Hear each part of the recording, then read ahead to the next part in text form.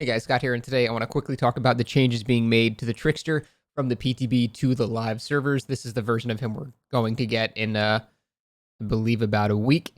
And yeah, I just want to go over it and how I think it didn't really address much. I'm pretty sure I've been wearing this shirt for like 3 days. That's not good. First, let's go over the actual good changes that they made. The actual perk changes are mostly actually pretty good. The standout one is Starstruck, the change that they made here. The exposed effect now refreshes anytime the survivor enters your tear radius. So basically, it will have much more of an effect because as you pick up, now a survivor can leave, come back, and every time they enter your radius again, they get exposed for the full duration. So that makes it a bit less situational and a bit more useful. So I can see that being a bit more decent now. So I think that was a really, really good change. The other changes were not so crazy or anything like that. The one thing of note, though, for the survivor perks is Smash Hit. The duration is now 4 seconds, which is interesting because it's now the longest speed burst survivors get other than Adrenaline, which for a regular exhaustion perk is actually pretty neat. So usually they have sprint burst is 3 seconds, life is 3 seconds, bounce landings 3 seconds. Smash Hit is now 4 seconds, which is, it makes sense because you're spending a portion of that time dropping the pallet. So it would make sense that it's probably going to be a tiny bit longer.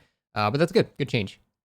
But now let's go over the downsides of this. They didn't really address much about the killer being not very good.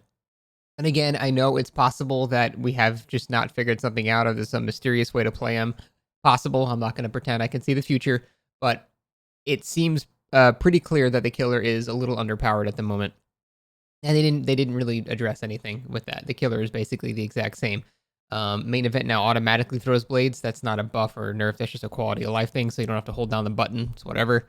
During main event, your ammo no longer decreases. I thought that was how it was supposed to work to begin with. I honestly thought it was just bugged on the PTB. I thought like the description of the power meant that you're not supposed to lose any while you're using it. So I feel like that's more just like an intended thing that was supposed to already be there. And Trick Blades, the Ricochet add-on, no longer deals bonus laceration. Now, see, that change I understand because people were not doing trick shots. They were just throwing it on the ground and, an inch away from the survivor. And there was no real skill involved there. So I completely understand removing the benefit from that. However, the positive that they gained, and they didn't give a base Ricochet to the main kit, makes this change like it's pointless. Like the add-on now, instead of awarding bonus laceration, makes you get an additional Ricochet. And I'm telling you right now, getting one Ricochet hit for an eighth of a damage state is already enough. No one is going to be fucking revolver oceloting multiple ricochets in a tile with hitboxes that are all janky. The survivor's moving, there's latency. It's just not going to happen. Maybe one out of every 500 knives you throw, you'll get a double ricochet.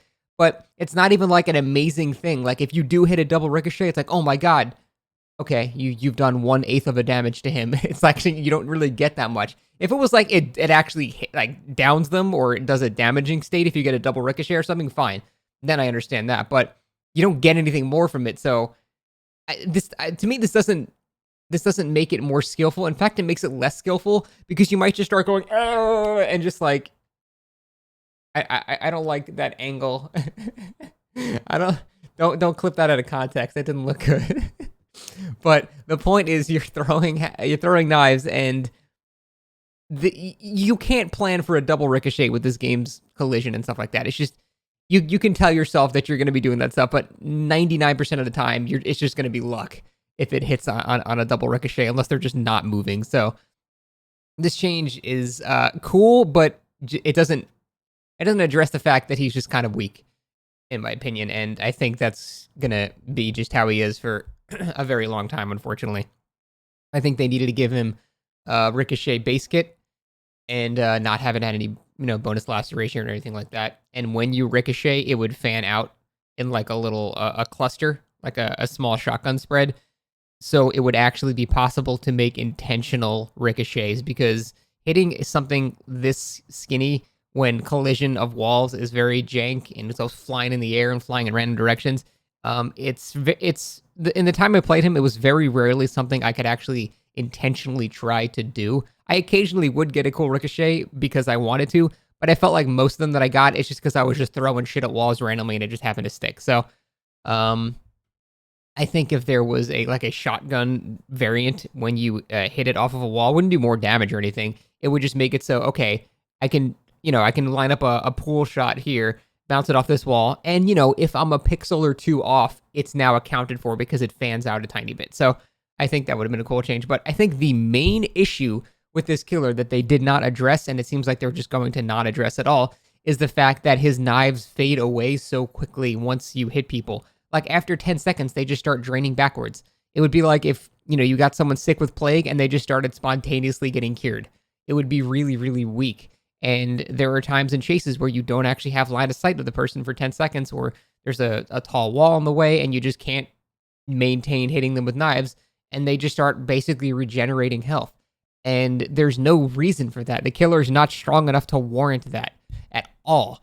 So I think that is the main thing that they should have addressed. I think the knives should either last in you much longer, should be manually removed from you to have some sort of time investment from the survivor. For example, it's like, a half a second for each knife in you or something like that. So at the very least, if someone got stuck with 6 knives, they were almost hit, they would have to spend just 3 seconds taking the knives back out. So there was some time lost. It would incentivize them to maybe stop in a chase for a second, just something. But as it stands right now, the fact that these knives go away so fast is a huge detriment to the killer, and it's just going to make him. He's just going to be weak, in my opinion. I would love to be proven wrong. Again, beating up rank 15s after rank reset with the killer doesn't mean the killer's good. You can do that with anybody in the game.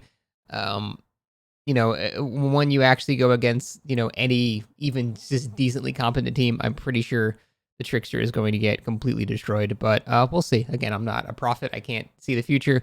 I just think they did not address the main issues with this killer at all. The perk changes were nice and welcome, but those are not necessarily tied to the killer because they're just teachable things that everyone can have. So talking about the killer itself, I think there's a lot that they missed and they needed to do a lot more. So definitely disappointed, but at least we got tall blight and fast rates, so that'll be nice.